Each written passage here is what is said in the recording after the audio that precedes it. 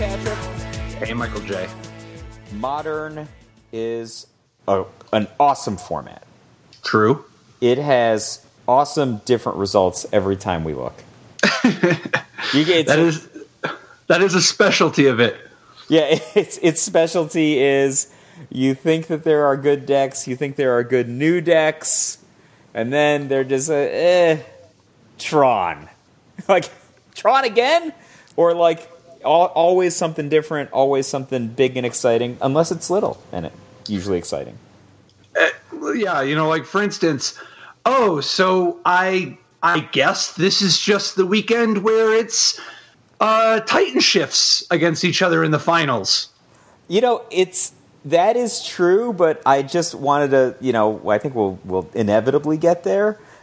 You said a couple of weeks ago when we were talking about maybe some Modern prep for the Invitational, which was a couple weeks back, like, hey, this format is looking like it could get some pretty badly angled by graveyard decks, and we got a Dredge in the top 4. We have Living End in the top 8.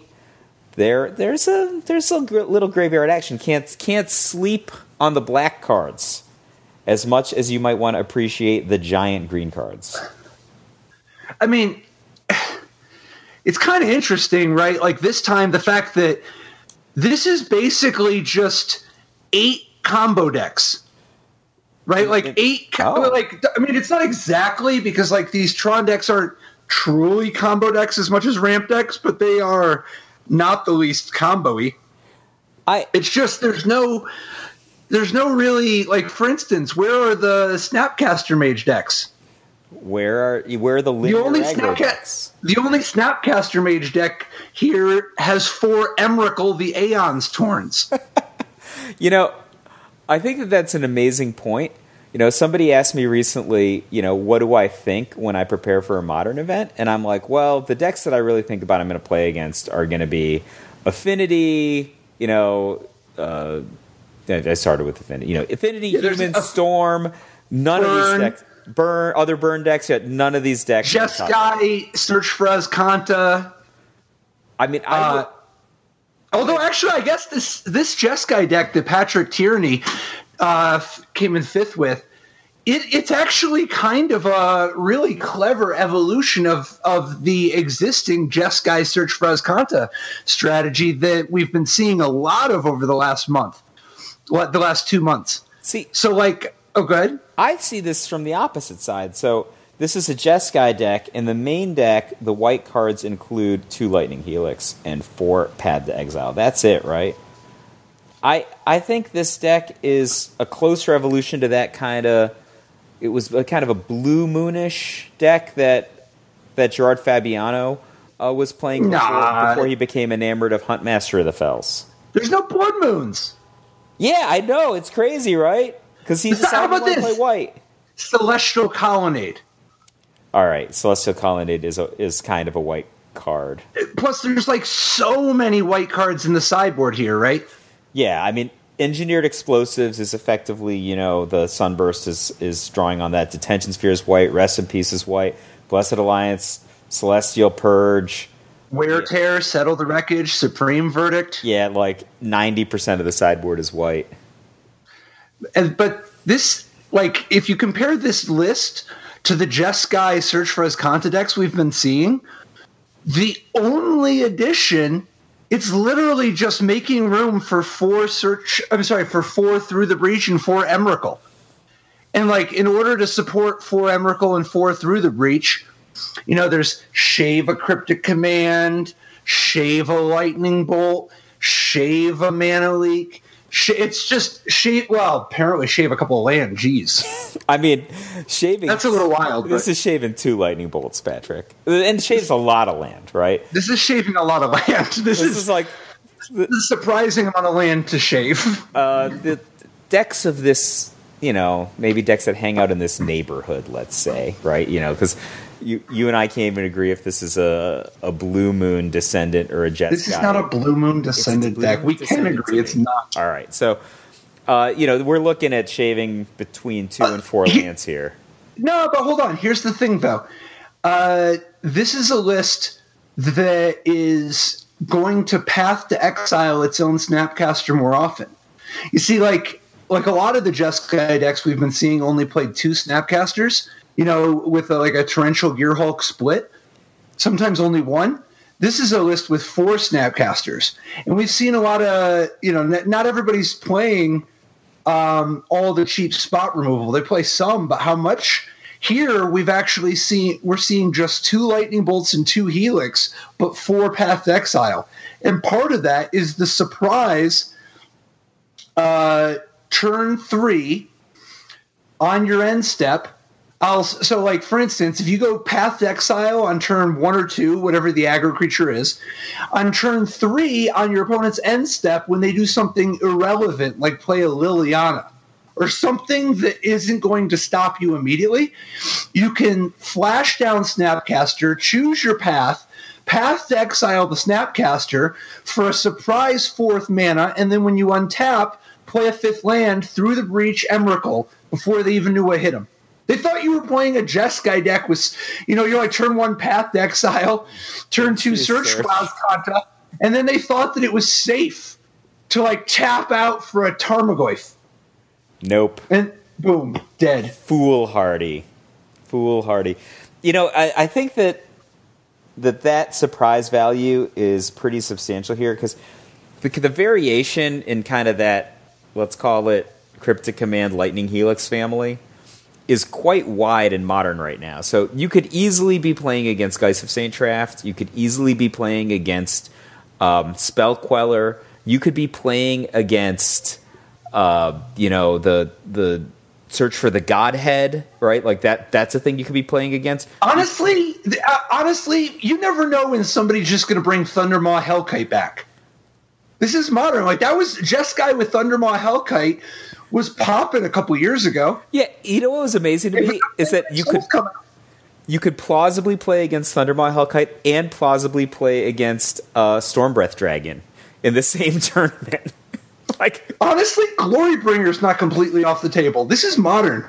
Yeah, so look, let's think about this seriously for a second. What do you think Glorybringer brings to the table that Thundermaw and the monstrous protection from white variations don't currently bring in a blue-white deck? In a blue-white deck, I'm saying. Dealing 4 damage instead of 1? I mean, I think Thundermaw Hellkite's real specific. I think that guy isn't good, even though he's got 5 power. I think he's great if you're playing against Lingering Souls decks. And then he's just not as good as the other 5 casting cost dragons probably in other situations. But this is Modern, like you said. Any of those is plausible. I think the fact that Steel of the Godhead is plausible is amazing. Do they could have Sphinx's Revelation? Oh, they do. Jace, Architect of Thought, or Ajani, Elspeth 6. I got my face. Kiki Jiki. They Kiki. You know what's crazy? Here's the thing. Gifts Ungiven on Burial Rites. This deck is kind of a combo deck in game 1, right? So it's this. Kind of? It's got 4 Through the Breach and 4 Emrakul, and that's the primary road to victory. It is kind of a combo deck. I will agree with you. It's I don't know. I guess it's more combo control deck. It's completely a combo deck than Upheaval Tog, but it will win some legitimate games also. So it has literally 2 Colonnades and 4 Snapcaster Mages. It's gonna be flashing back Lightning Helix, FTW, but it only has 2 Lightning Bolts. Yeah, I know, that's messed up, man. That is messed all of up. The burn in the deck put together is 14. So if it's all face. All right, so here's the thing. This deck doesn't have Mystical Teachings. I don't know if I could live with 3 Cryptic Command, 1 Electrolyze. That does not... I can't wrap my head around that. Helix and Bolt are better than Electrolyze if you're not going to play with Mystical Teachings. I think. Both of them are better. I don't know, man. I don't think it's so easy of a thing. Electrolyze is a underrated card. I could imagine it being right to play Electrolyze. I'm not saying it's not right to play Electrolyze. I think playing 1 Electrolyze in a deck with 2 Lightning Bolts, 2 Lightning Helixes, and 0 Mystical Teachings. That's my contention. I'm down with Electrolyze in other contexts. Nope. That's a fallacy, man. Lightning Bolt has diminishing returns too, man. Well, here's the things that I was going to bring up. Number 1, let's call this more on the combo side of a combo control deck. Way more on the combo side. Way more side on the combo side. A combo control deck is a combo deck. This deck... This isn't even a combo control deck, though. Dude, this is just a combo deck. Tons of versions of decks like this, like you said, like a Kiki Jiki deck, for example, in main deck. They could easily just have maybe 5 sideboard slots set aside for Platinum Empyrean combo after sideboarding. That's how goofball this format is. And I mean that in the best possible way, goofball. Right? Like, you're playing against a completely different combo in a sideboarded game. So, what do you think about the idea, this is just an idea, of moving out the Emrakul, so maybe not even playing Emrakul at all, I know that sounds crazy, and instead playing Inferno Titan? You're going to Through the Breach Inferno Titan? I think, well, first of all, Through the Breach Inferno Titan is less damage than Through the Breach Emrakul, but not that much less, right? That's one thing. And also, you have upside and later in the game, right? Because you could potentially pump for the kill. But you can also just legitimately cast Inferno Titan sometimes. I mean, you can't really pump for the kill. If you have every single red land in your deck in play, you can do 17. You're talking about the spots where you have every land in your deck or every land in your deck but one, and then you also have burnt your opponent a couple times, but the Emrakul isn't going to be enough. Well, I don't think it's close. Why would you play Through the Breach if you weren't going to play Emrakul? It's just a thought. I kind of like the Inferno Titan angle. Okay, you can do that if you want, but my God, don't play Through the Breach. There's a lot of stuff you can do if you just want to play Inferno Titans. Play Inferno Titan if you want, man. It's a hell of a Magic card. Play Inferno Titan. I'm just saying that you can do a lot. You can do a lot better than through the breach Inferno Titan. That's basically like Dark Ritual Inferno Titan, Bear the Inferno Titan, right? Yeah, I mean, yeah, like, what about like Aether Mage's Touch or whatever? The 4-cost. No, I'm serious. Like, what? I know you are. No, like if that's what if that's what it does it for you. All right. Like, I don't know. Don't do that though. You could just okay. Let's pull back a second. Why do you want to play Inferno Titan as your only creature? It was like just a thought. I remember. I think no. Not why I suggest it. I think it's an awesome card to bring up in the dark. I'm always interested. If you ever want to suggest adding Inferno Titan to any deck, I'm interested. It's one of the all-time greats. I just wanted to know what prompted it this time. So I was thinking about it in a similar but not the same context, which was Gerard's deck, right? Where Gerard played similar creature base and Through the Breach. Teamer is so different, though. Yeah, I know, but the Inferno Titan looks way better if it's alongside Tireless Tracker and Tarmogoyf.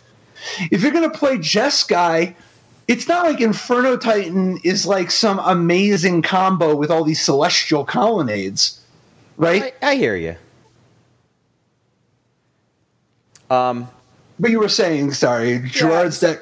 I just thought that it was. I thought it would be a highly flexible card that you could have. That and even in Through the Breach games, it still does a lot of damage because you get both triggers, right? You get the end of the battlefield trigger and the attack trigger, so that's an additional 6, right? So his expected value, even with no pumps, is 12 damage, and yeah, but the Annihilator is 0 instead of 6. Yeah, but he also kind of annihilates because he can hit creature.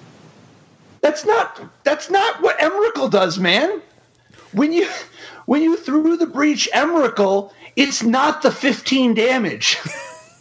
it's the 6 Stone Rains, right?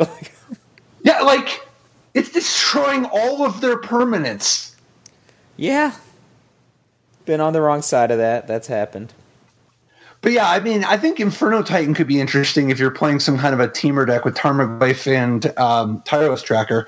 I always wondered why we didn't see more stuff like, for instance, a Jund deck with Traverse the Ulvenwild with one Inferno Titan.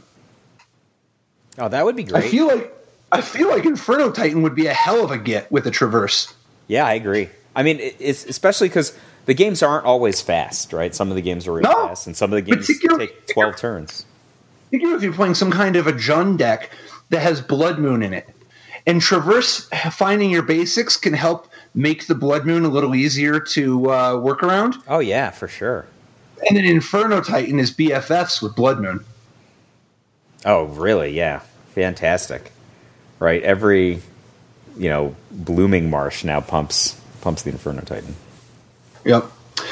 But as far as this event we just saw, there was a different Titan dominating, and that was the Primeval Titan.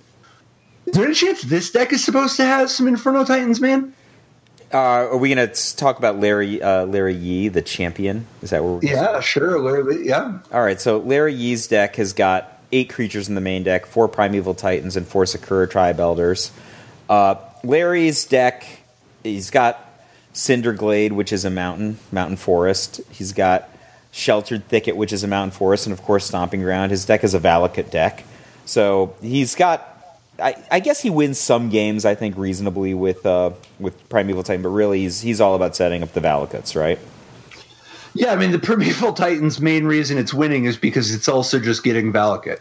Yeah, and to aid that, he's got Colony Heart Expedition, and very importantly, Prismatic Omen. In this deck, Prismatic Omen, it has...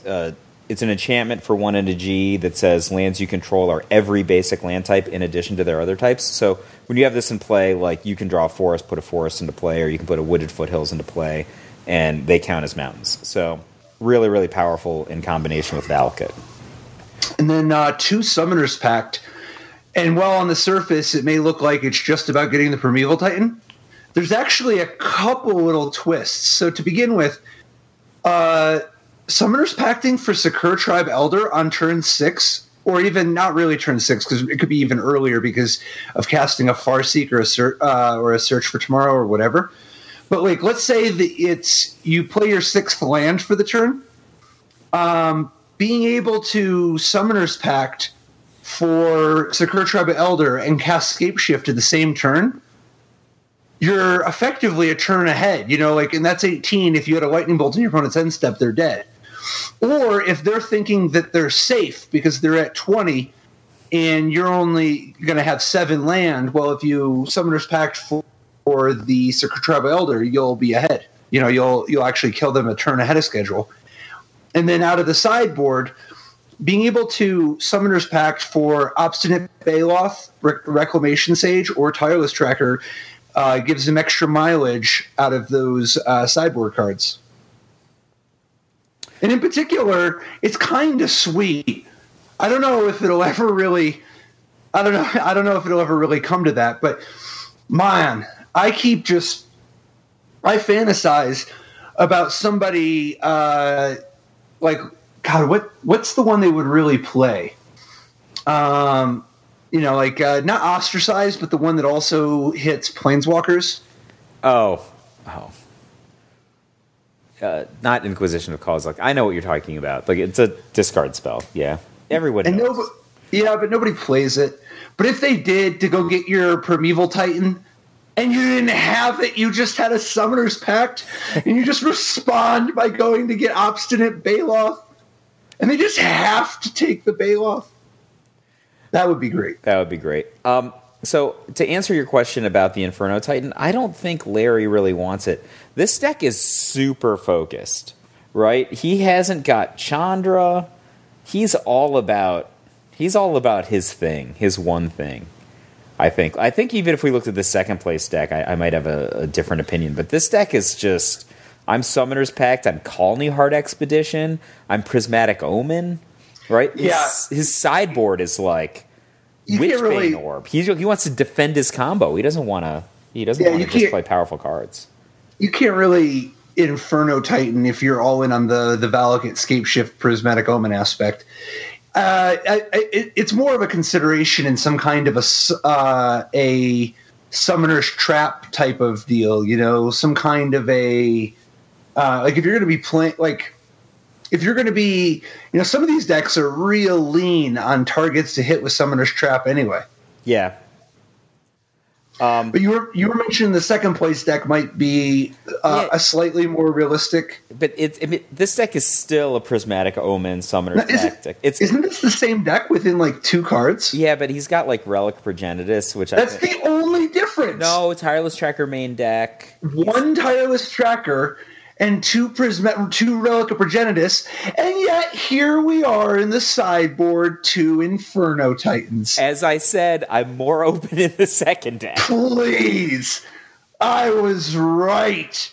Inferno Titan would be great in both of these decks! Inferno Titan, just putting it out there, Inferno Titan would be great in everything from value-based teamer decks to, I don't know, blue-red infinite damage combo decks. It's great everywhere. I don't know how good it would be in this Dredge deck. Third place, Nathan Smith's Dredge deck. Wait, but actually, before we get there, I just want to throw something out. You see these Titan Shift decks have gotten increasingly kind of more focused with the Prismatic Omens and these pacts, etc., versus some of the decks we saw earlier in the year were more along the lines of Chandras and like just legitimately trying to play like a more fair game some of the time.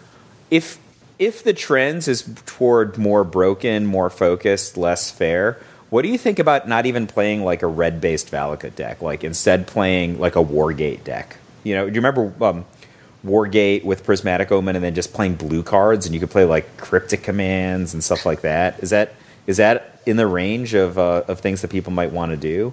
And then you'd have way different sideboard cards. No. No? No. I would play Hour of Promise so much before I would play Wargate. Yeah? I'm not even remotely interested in Wargating. But Hour of Promise could be sweet. Why don't these decks play Hour of Promise? Probably they don't have room for deserts. They don't need deserts! Go get Valakut! What are you talking about?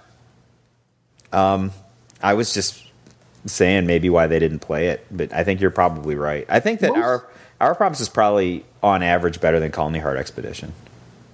Yeah, I think Hour of Promise is really good in these decks. It's like Primeval Titan 5, 6, whatever. And a turn earlier a lot of the time.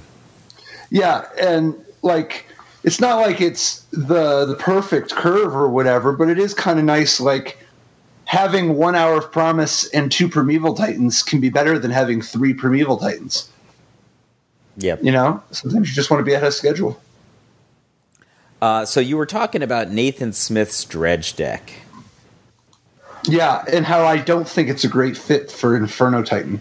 I would agree maybe, but would point out that Nathan's deck's got a lot of Cathartic Reunion, Conflagrate, and Faithless Looting actions, so he might be able to summon it. He's got the R cast. Yeah, no, he's got the red mana. Yeah. He's got lots of ways to discard it. He doesn't exactly have that many ways to reanimate it. No, but he would have to play it straight.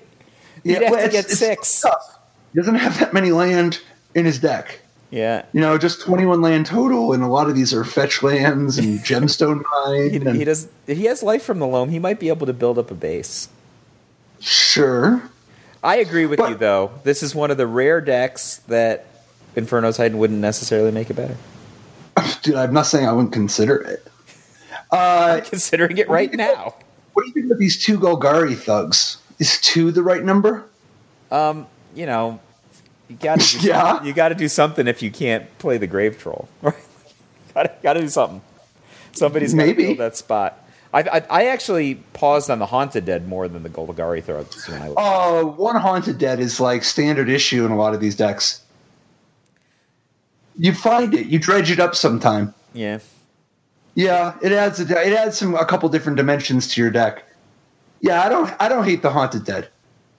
I don't hate the Haunted Dead at all. I don't hate it. I'm just saying that's where my eye. Oh no, I would usually play 1 Haunted Dead in these decks. What do you think about this trend away from Collective Brutality? Do you remember like a year ago, everyone who could summon a black mana had like 3 Collective Brutalities in their main deck? Now we have all these decks that are like. We looked at a Grixis Shadow deck a couple weeks ago that had 1 Collective Brutality in the sideboard total. Like, what happened? Is this not still one of the best cards and one of the best cards at fighting a bunch of strategies that are awesome? Man, I don't know how to evaluate if this is not still one of the best cards for fighting a bunch of strategies where it's awesome. So I do think your the collective language then. I wouldn't main deck Collective Brutality in this deck. Not right now in the metagame. I don't think it's as good as it was. I think that even though the discard effect is decent, it's not the way to disrupt a lot of these decks. And I don't think you want to be trading all these cards. I think that Collective Brutality is better when it's killing a problematic creature and taking a burn spell. I think Collective Brutality is a bit of a hedge where it's like okay against everybody. But I think that I don't mind at all how turbo Nathan Smith's deck is with 3 Conflagrates. He's going a lot harder on the removing creatures that way and discarding cards that way. And that's really that's how he's making the room for, he cut Collective Brutalities from the main deck effectively in order to have these Conflagrates. Additionally, he's playing Dark Blasts, multiple Dark Blasts, and not everybody plays Dark Blasts. And I think that extra removal, you need a critical mass of creatures for the engine. He's already kind of lean with just 23. So and he's not even playing some of the speculative. There's other self-mill cards he's not playing. Yeah, there are some things that the tuning on Dredge makes really interesting. How the matchups flow. I think that multiple Conflagrates is I'd say right. One of the reasons is in the late games you just win a lot of games that way, where your last turn is actually flashing back for a bunch of damage to the opponent's face. But that's one thing. But then also I think the more Dark Blasts you play, like you could play up to 4 Dark Blasts, that gives you a huge advantage if you think that the metagame is about humans. Obviously it's shifted away from humans now, but it's still pretty good. Yeah. But in the finals, it's going to have no targets, right? What are you going to throw it at a Tribe Elder? It's not productive. One of the things I worry about with stuff like Collective Brutality right now is, when you look, you take a look at the Titan Shift player's hand and you can't take their Primeval Titan. Or you take a look at Seth Manfield's 4th place green-black Tron deck and you can't take Karn or Wormcoil Engine. Yeah, this strategy, whether it's the green black deck and I think the mono green deck, they are just kissing cousins. They're really really close to each other. The thing that's really difficult, I think, when you're playing against these decks is, let's say they hit their lottery ticket and they're going to have Tron on turn 3 or turn 4 or whatever real fast. The number of different things that could potentially happen to you on the next turn are so varied, and they're all so powerful, right? You don't know if they're going to go Wormcoil Engine, which is a completely different kind of game, than if they're going to go Karn or Ugin. And that's I think the toughest part about playing against these decks. Yeah, or if you just play fast to try to play into them, if they just drop Oblivion Stone and use it, sometimes that's devastating. Yeah, it is. I agree. It's a beating, and this deck's got Sanctum of Ugin, right? Right. You just can't stop them from just what's your game plan if they're like, all right, I'm gonna set up Sanctum, my 1 of Sanctum, which I can easily search for a bunch of different ways in this deck, and then I'm gonna chain into Ulamog, right? That's you're on a 1-turn window now to disrupt their mana or make them discard this incredibly powerful card out of their hand. And if you don't, they're probably just going to devastate your entire game plan. Yeah, it's tough. I do appreciate, though, how much Sanctum of Ugin gets triggered by Karn and Ugin himself, with just 1 Walking Ballista and 1 Worldbreaker, it's easy to look at this deck and forget just how many ways it has to trigger it, because Sanctum of Ugin counts colorless spell, not just creature. Yeah, and Seth Manfield is not the kind of player that would miss that. I can assure you, he's going to know. What do you like better, the green-black Tron or a mono-green Tron like Julian Johns? I like the green-black Tron way better because I think that the ability to sideboard Collective Brutality is a really powerful and important dimension. Because the decks aren't that different, like, just going forward in Game 1. You're just talking about Fatal Push is really, like, the difference, and then a couple of the numbers are shaved. But if you're talking about, like, flexibility in sideboarding games, the mono-green deck has no equivalent to Collective Brutality. So in relation to that, instead it's got, like, you could runner Ulamog into Ulamog off of Sanctum, which is not something that Seth's deck can do because he only has one Ulamog.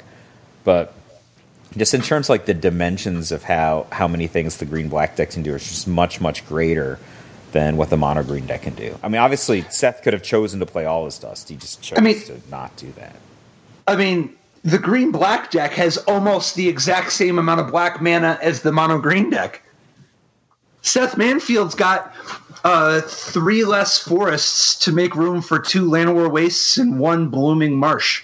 But that's done. My point is that once you're playing a mono-green Tron deck and you have all the chromatic spheres and chromatic stars, and you even have Expedition Map and once you're that far along, you might as well buy the black. You're paying so little for that dimension. Or whatever color, right? Or whatever color. Yeah, like Tom Ross used to play green-white. But it should be black. No, I actually agree that it should be black, but you remember Tom Ross played green-white last year, and green-red used to be the popular version. But yeah, like you have all these spheres and stars and maps and, I don't know, ghost quartering yourself to get at least forest. It's getting a color is not difficult, even though the deck is primarily colorless. I think it's very much about the Blood Moon. Like, the reason you play the mono-green version is because you really do just want to have 5 forests, because you want to... Like, for instance, look at this top 8. There's 2 Valakut decks and 3 Tron decks. This is not the worst top 8 for Blood Moon. Yeah, that's because the Jeskai Breach guy decided to be Jeskai instead of Blood Moon. If you drop Blood Moon against Dredge, their life's going to be a lot harder. And if you drop Blood Moon against Living End... Well, the Living End deck. Although this is a Living End deck that doesn't even play Blood Moon. This is actually funny. The Dredge deck's only basics are mountains. Like, that's so horrible. So the 7th place Living End deck, 4 Archfiend of Ithmir, and 4 Desert Ceradon, and 4 Horror of the Broken Lands. What do you think? I think that these cards from recent sets have really had helped to create a resurgence in this archetype. I actually played against Living End recently at the regionals, and I was pretty impressed because they have all these 1 casting cost cyclers, and these guys are pretty big, and they have a pretty decent impact on the board, just because of their size. So they're what you want, right? They're big guys who are cheap to get into the graveyard. The one thing that I would say is it not? Which is the one that Monstrous Carabid? He's not new. That guy has to attack each turn.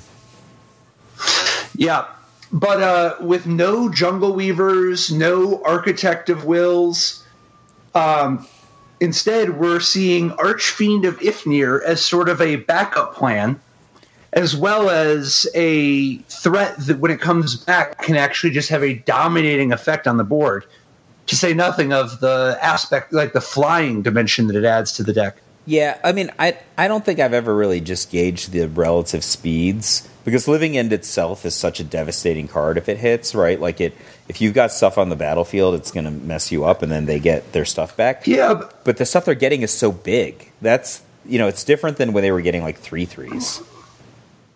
Yeah, and it's just powerful. Like, for 2 mana, they used to get, Jungle Weaver was a big game, but Archfiend of Ithmir is so much more dominating of a board presence. Oh, yeah, absolutely. If that guy's on the battlefield, like, let's say, because the games can be weird for them sometimes where, they're desperately behind, so they're forced to Living End. but then they get into like a stalemate position, and then they have to living end to break the stalemate. Like I think that they would have that less if they got an Archfiend into play, and then they were just cycling their guys.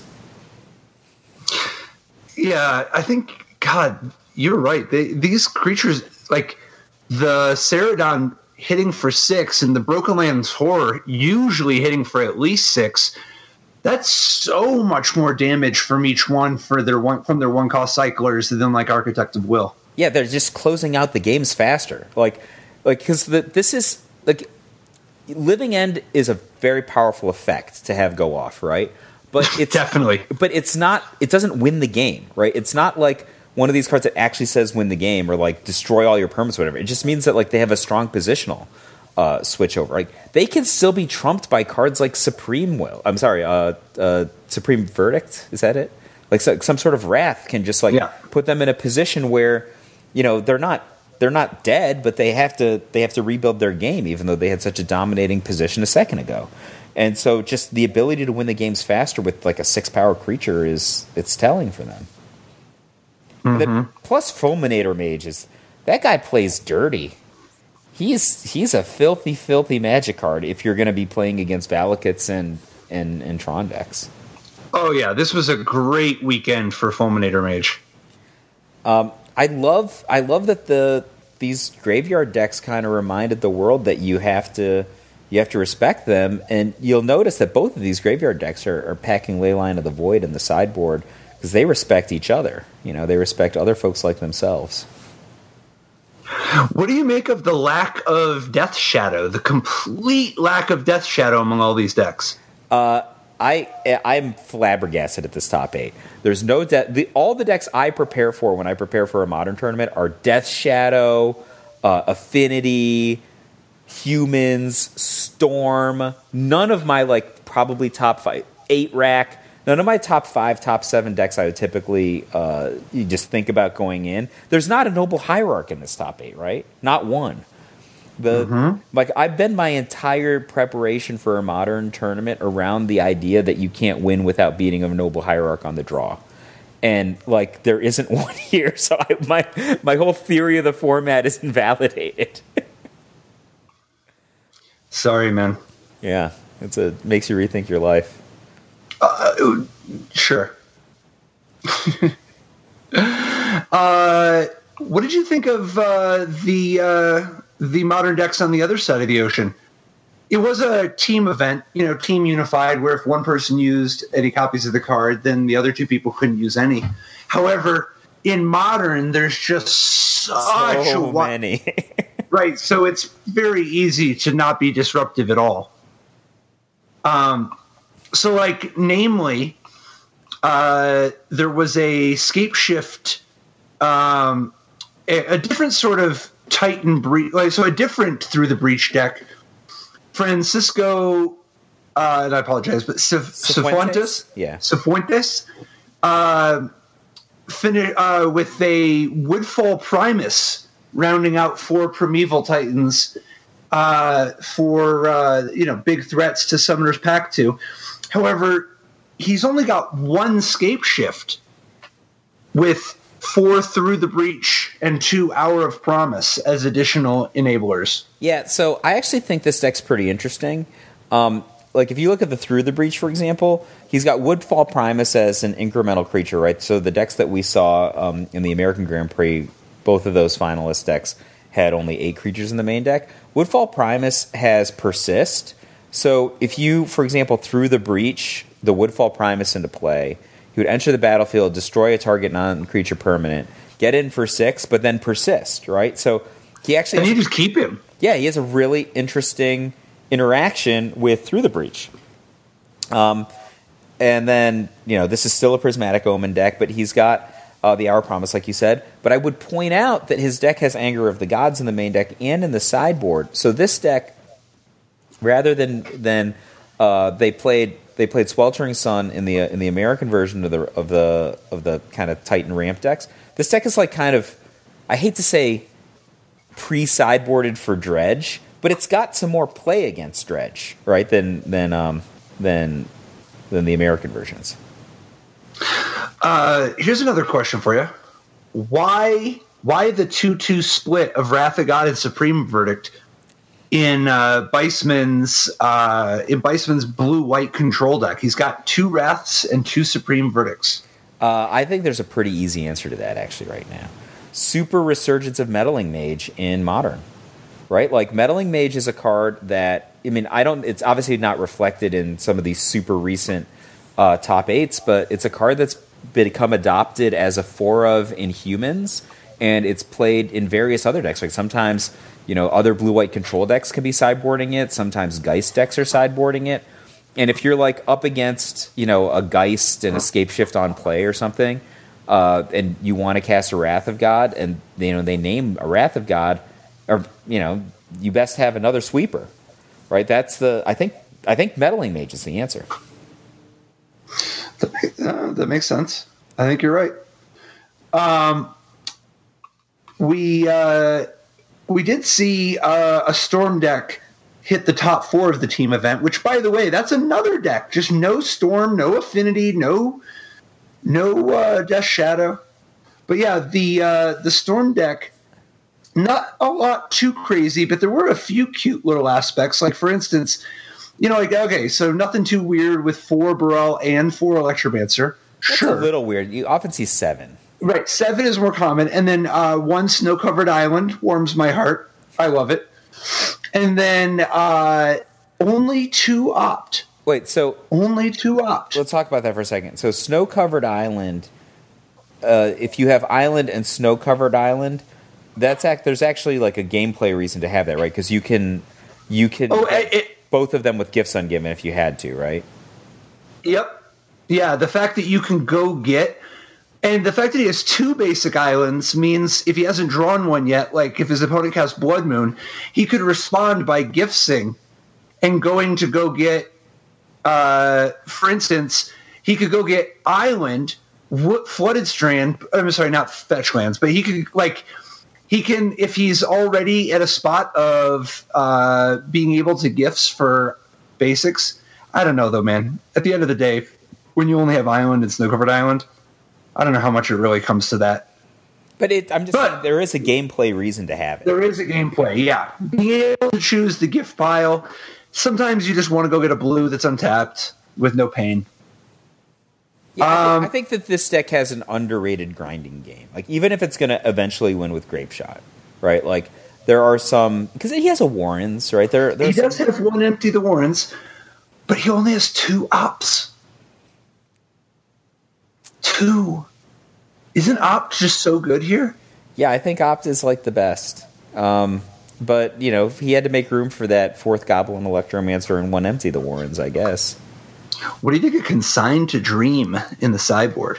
Which is the 2 and a blue instant return target permanent to its owner's hand. If it was red or green, put it on top of its owner's library instead. I would not invest a card in my Storm sideboard on this. Dude, I think Consigned to Dream is an underrated card in general. What's the new red or green permanent that you want to hit? Is it Blood Moon? I don't know. Blood Moon doesn't... It's a Blood Moon deck. He's got Blood Moon himself. No, I don't know. What permanent are you wanting to put back on top? This is like... I mean, it's value. Like the horrible hero's downfall, right? Like, if you're... would you side this in against a Titan deck? Would you side this in against Tarmogoyf? Would you side this in against... Like, where are you siding it in? No idea. I don't know. I don't think it's appreciably more exciting than like an Echoing Truth or a Repeal. And actually, to that effect, rather than play 2 Consigned to Dreams, he's got a 1-1 split of Consigned to Dreams and Resounding Wave. Resounding Wave, which, by the way, he can actually kick the cycling. It's 2 and a blue instant return target permanent to owner's hand, cycling a 5 white, blue, black, and when you cycle Resounding Wave, return 2 target permanents to their owner's hand. So if things go, if the game really stretches out, and it's got to really, really stretch out, because this is a deck that only has 18 land. Remember, only 18 land. But a ton of rituals. And 7 of them are fetches. So, yeah, but you're not getting that far if you have to invest 3 rituals to try to bounce 2 permanents and then draw a card. But like Resounding Wave going long with Manamorphose as the way to get your white and your black at the same time. Not a problem. Kind of sweet, right? Yeah, I actually... So remember, Baral and Goblin Electromancer don't make Resounding Wave cycling any cheaper. I love Resounding Wave. I think it's super exciting. I could just super imagine the situation where you're just like Manamorphosing, over and over again to get the proper mana. And you're like, oh man, what the heck's going to go on? He's just like, bounce 2 permanents, draw a card. And you're like, that could have been so much worse. And he's like, oh, the card that I drew was actually Past in Flames. Let's see how this goes for you. Ba-dum-bum. Dude, I miss casting Resounding Wave. I used to cast so many Resounding Waves in Shards block draft. Oh, yeah? I just forced 5-color control every time. I cycled a fair number of Resounding Waves in Constructed, but it was never that good. I think I was like on that whole kick that was like trying to... I don't think that we were trying to disprove you in terms of like Cruel Ultimatum was the best, because it was, right? But like a lot of people were like, well, what if we didn't play Cruel Ultimatum? There are other options of high-end control cards, and we all tried. Yeah. We're not correct. It wasn't... I seem to remember it being that, it wasn't about whether Cruel Ultimatum was the best at first. At first, there was a question of whether Cruel Ultimatum was playable or not. Okay, I was never on the it's not playable, right? I was on the I can see the arguments that maybe we won't want to play a 7-cost sorcery, but eventually I was just on Team Cruel Ultimatum. I'm like, this is so good, I'm just going to play all Blightnings and stuff, because I just want to set up my Cruel Ultimatums as burn spells. Let's put everything together to do that with Blightnings and Lightning Bolts and all those cards. So we'll all be even friendlier with the Cruel Ultimatum. But all I'm saying is I tried the Resounding Wave side, and I ended up on your side. So there was a really cool zombie deck that just barely finished 5th on Breakers. Same record as top 4, but finishing 5th on Breakers. Julian Bertot's zombie deck. 4 Dread Wanderer, 4 Gravecrawler, 4 Bloodghast, 4 Tidehollow Sculler. He's a zombie. Those are his 16. Yeah, oh yeah. Shoot, I know everyone thinks of him as an artifact. So those are his 16 zombies along with 3 Mutavaults. But then he's also got 4 Lingering Souls and 4 Smuggler's Copters. How good is Smuggler's Copter with Dread Wanderer, Gravecrawler, Bloodghast, Lingering Souls? He's got Liliana, too. Liliana the Veil is nice with all these zombies. I think I'm just in on this deck. This deck seems fantastic. I knew you would be in for this one. This deck is so up your alley. I knew it. He's got Kataki in his sideboard. I mean, how could I not be in for this deck? Oh, yes. All the way down to 2 Urborgs. I know you love it when people when they play multiple Urborgs, or multiple of any legend. More of any legend that like Conventional Wisdom is 3, they play 4. Conventional Wisdom is 1 legendary land, they play 2. This deck seems sweet to me. I think Lingering Souls is super underrated. I think like Liliana Lingering Souls is awesome. I think that Smuggler's Copter was such a busto card. I think that we're obligated as deck designers to find some awesome way to play it, and it ain't going to be in Standard. So I like this Any deck. chance you want Smallpox in this deck? Yes. Yeah, did you have to finish asking that sentence? Like, Smallpox in for Smallpox. Smallpox, Lingering Souls, Smallpox, Dread Wanderer, Smallpox, Gravecrawler. Like this is not a hard decision for me. But it's like my great grandpa used to tell me. All he ever wanted in this life was Smallpox. But I think if you Smallpox, you can't be 22 lands. I think. Probably not. Is Flagstone Trocaire out of I was just thinking about that, man. I don't think so, man. I don't think so. If you play enough Urborgs, exactly what I was thinking.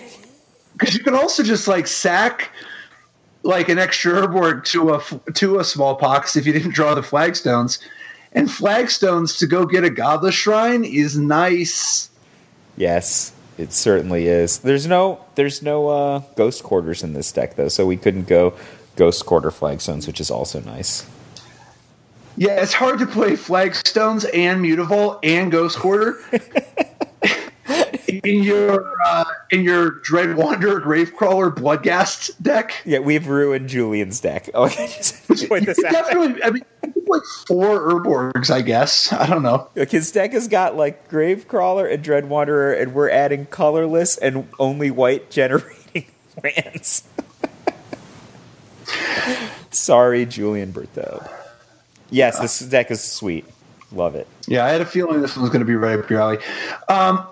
What do you think about the Collected Company deck that his teammate Amand Dosamont played? He was playing a Counters Company, one of those Abzan decks that's built around Collected Company and Quarter Calling as the primary mechanisms for putting together the Vizier of Remedies Devoted Druid combo, which then gives you an arbitrarily large amount of green mana because every time you untap the Devoted Druid, you put 0 -1/-1 counters on it instead of 1.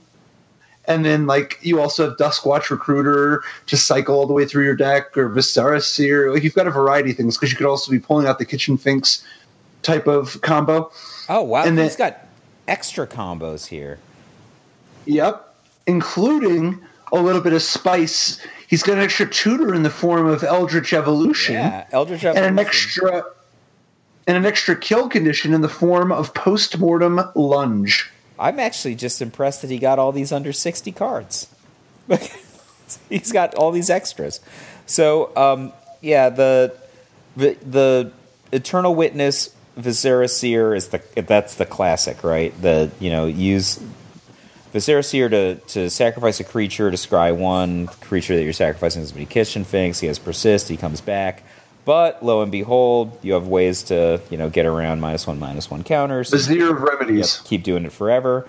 And then that's actually part of the way he got the room is because he cut the other stuff like Anafenza and Sylvok. Yeah, but obviously Vizier of Remedies is also best buddies with Devoted Druid, allows you to make infinite mana, which you would then use with Duskwatch Recruiter to search through your library to get either Ronus or Walking Ballista for you transform infinite mana into infinite power or infinite Walking Ballista damage. So either of those is a fine way to go. I like this deck a lot because it uses basically the same cards to end the game in maybe 3 or 4 different ways. And so depending on what your opponent's strategy is, you can just choose the way that they can't block, right? So for sake of argument, if somebody had a Witchbane Orb and an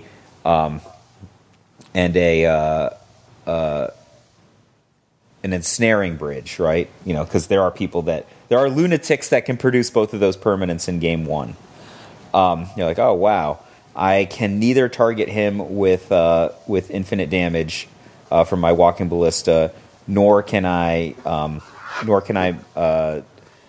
get him with a regular creature. But what if I got a 0 power creature, like a Devoted Druid, put that into play, attacked with that, and then used Ronus to pump it, right? I could get around the typical prohibition of Ensnaring Bridge that way. Yeah. Or you could just use your Caustic Caterpillar. He doesn't have that in main, does he? No, sideboard, man. Caustic Caterpillar. Dude, that's the tech. Yeah. Mark of Asylum, though, all jokes aside, Mark of Asylum is a brutal sideboard card that if you're expecting a lot of burn, and it's not just against a burn deck, Mark of Asylum is actually not as good against a burn deck because they can just go to your face and just race you. It's more that if you're playing against a field, if you're expecting a lot of lightning bolts, electrolyzes, and lightning helixes, Mark of Asylum can really invalidate their strategy. Actually, I think this card is great. Maybe it doesn't stop a burn deck from going to your face, but burn decks are typically siding out cards like Skullcrack and Boros Charm against these kind of decks in exchange for cards like Searing Blood. So great point. Their deck is they might have one Lava Spike in their deck after sideboarding. And so, yes, it is true that their burn decks can go to your face, but their deck isn't set up to fight your face. It's set up to remove all of your creatures. This also turns off Grim Lavamancer, right? It does? Yeah, Grim Lavamancer, I think, is like literally the most dangerous card that the burn deck can bring against a deck like this because it's fast. It comes out potentially on turn 1, and it can keep them from ever getting their game plan going. Forget about, obviously, if you get to the point where you're generating infinite mana, the burn deck is going to be outclassed. But so its job has to be to stop you from getting there. Dude, how's New York going right now?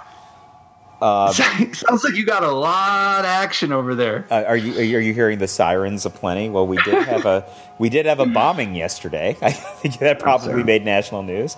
I'm fine though. My family is fine. Is that what the sirens are for? I don't know. I live near the World Trade Center. There's always something going down. They're going away. So, what did you think? I don't know if you happened to catch it, but the green-white Coco deck, the Victoria McCoy finished third in one of the invitational qualifiers this past weekend. With we've already been seeing this style of Knight of the Reliquary, Aven Mind Sensor, Ramanup Excavator, this sort of whole thing, including Ramanup Excavator and Courser of Crufix.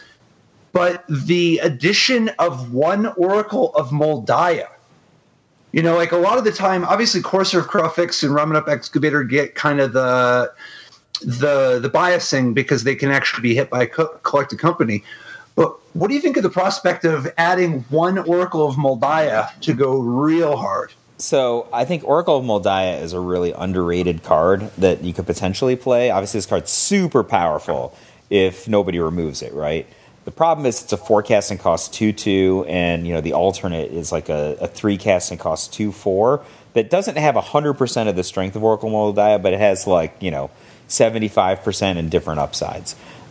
I think there's a couple things bad about Oracle of Moldiah here. The more important one being that it's not a very good Coco hit. But that said, if you want to go hard on the playing extra lands line, which is one of the key lines that this deck can take, it's very, very powerful. I think this deck is really, really, it's just powerful. It can outcard a Jeskai deck. It really feels like it can invalidate the game plan of most of kind of the fair attack decks. And I think, Oracle's probably helps it play against kind of the powerhouse decks, I think. Right? Like a Tron deck can't remove an Oracle of Moldiah very effectively, but this deck with Aven Mind Sensor and I think probably especially with cards like Reclamation Sage can really slow down the development of the big mana decks, and instead they can be the big mana deck kind of. Sure. I'm just wondering about the possibility of bringing Oracle of Moldiah back for these red-green Valakut decks. In Standard, was Oracle a popular card in that archetype when it was a big Standard archetype? Oh, yeah. Yeah. Maybe. Yeah, it was amazing. It was amazing there. Yeah, the card is really strong. I think part of the problem, what's held people back a lot, is how much Oracle of Moldiah is asking to get into a major negative tempo situation against Lightning Bolt. Even Fatal Push can line up against it. Normally, Fatal Push, not that good against Valakut. And it's not like there's nothing, right? You do get a little bit. But it's not, you only have room for so much of that kind of stuff. So here's the thing. If it depends what kind of deck you're playing against. If you're playing against a burn deck, right, Oracle Moldiah is a terrible 5th collected company, right? It's not good at that. You'd much rather just have a collected company. But if you're playing against a deck that doesn't have efficient removal, it will often be more meaningful, I think, than even playing a collected company. That's why? Because the thing that you want is to potentially gain position around lands. So imagine you have Oracle of Moldiah, and that allowed you, perhaps you have Ramanup Excavator, I'm not sure, to play multiple Ghost Quarters in one turn, right? That is a big game against any of those green rampish decks, whether it's black-green, mono green, green red Valakut. All those decks are super angled by Ghost Quarters, especially, and like multiple Ghost Quarters in combination with even Mind Sensor. Like that is exactly the card that you want to have in play if it's unmolested. If you have access to even one Ghost Quarter. Sure. I do have one more for you, man. Yep. This one's such a filthy piece of technology. Chris Warren's top 8 deck from another qualifier back in Michigan. This one, he's using the Unclaimed Territory Unclaimed Territory Cavern of Souls Aether Vial sort of mana engine that we've seen take off recently, but instead of Pillars of Perun, he's using Sliver Hive. So, Chris. So, like, yeah, being able. This is in the Bay City one. So, this Sliver deck has an enormous amount of 1-drops in the form of 4 Sidewinder Sliver and 4 Virulent Sliver, Striking and Sliver, 4 Gale Rider Sliver, and 2 Striking Sliver. So there's 14 1-drop slivers along with 4 Aether Vials. And then with 4 Sinew Sliver, 4 Predatory Sliver, and 4 Leeching Sliver, he's got a lot of ways to make them each hit for an extra damage. And then Phantasmal Image stacks. Obviously it's not the first Sliver Lord, but it can be the second. And then rounding things out, Diffusion Sliver for helping disrupt people with a lot of spot removal. And then Blur Sliver for the hasty kills. No joke, I think this... Oh, Venom Sliver too, which obviously combos with Striking Sliver. But anyway. I don't know why this wouldn't become one of the dominant strategies in Modern. This seems like... It's just like the human stack, right? But there's no disruption. Instead, it's all speed. Yeah, it's all offense, right? Like, but look at Virulent Sliver, right? Like all slivers gain poisonous 1. I mean, you're just like, all right, first turn Virulent Sliver, like second turn, Sinew Sliver. That's like a pretty fast clock right there, dude. The double strike Sliver is so good with Virulent Sliver. Yeah, there's like 8 pump slivers. And if you play with... Well, that doesn't matter. The pump slivers... Oh, they work with double strike Sliver, but the pump slivers don't work with Virulent Sliver. Oh, they don't? No. Poisonous 1 is not scaling on damage the way Infect does. Got it. But Virulent Sliver is a nice one to Phantasmal Image, by the way. Because if Poisonous does stack. If you put a Phantasmal Image on your Virulent Sliver... then all your slivers have poisonous 2. Wait, so if slivers gain poisonous 1, they get poison as well as damage? Is that how it Correct. works? Yep. That's still pretty cool. Oh yeah. It's no joke. But like if you have I mean, I wouldn't hate seeing more decks trying to abuse Virulent Sliver either. I mean, in my day, we used to attack with 4 Virulent Slivers at the same time on the first turn after flashing in a Protean Hulk. And we liked it. That was it. That was all we wanted to do. Yeah. In the good old days before Brainstorm and Flash were restricted. But, in all seriousness, I think this...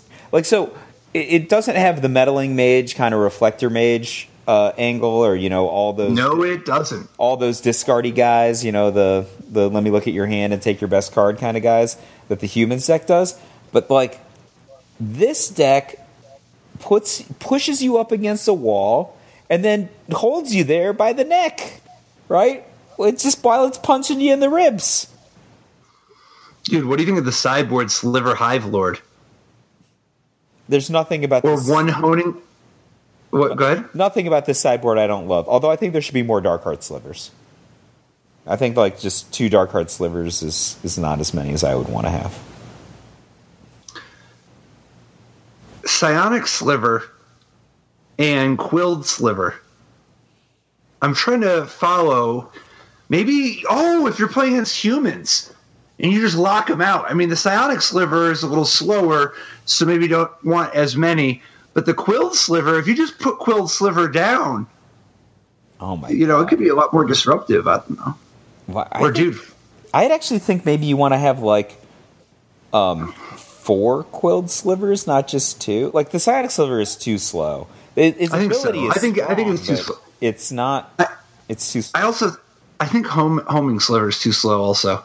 I would just want more of the cheap ones like Darkheart Sliver and Quilled Sliver. And like 4 Harmonic Slivers probably, right? Yeah, I think Harmonic Sliver is just the nutter butter. Yeah. I like 4 Harmonic Slivers in non-Sliver decks, And can you imagine how good, like, you have Aether Violent Frenetic Sliver against blue-white? Like, that's got to be very difficult for them to play against. Yep. Like Path Wrath-based defenses? Oh, yeah. So anyway, I thought you'd appreciate... this one and the black-white deck were the 2 that really jumped out at me as the Michael J. decks of the week. I appreciate your pointing them out, because they are the Michael J. decks of the week in my heart, for sure. Super dope. Dude, so close. Rivals of Ixalan previews allegedly starting soon. Again. And hopefully when we come back next week, we'll have a little holiday present waiting for us. I would be happy to talk about such things. But that will be perhaps next week. And if you want to make sure you're here and don't miss next week, then, you can follow us at all the usual places where we are Top Level Podcast. We're Top Level Podcast on Facebook, Twitter, Instagram. You could go to Apple, you go to podcast app and subscribe, leave a 5-star review, or you could go to Patreon, where we're also Top Level Podcast on Patreon. This week, we'd love to shout out to Ben Nuzzo. Hey, thanks, Ben. But, we love all of our listeners, and that includes you, whoever you are. Dope. Awesome, man. Hope you guys have a great weekend, and Michael J., you as well. Thanks, Patrick. Bye-bye.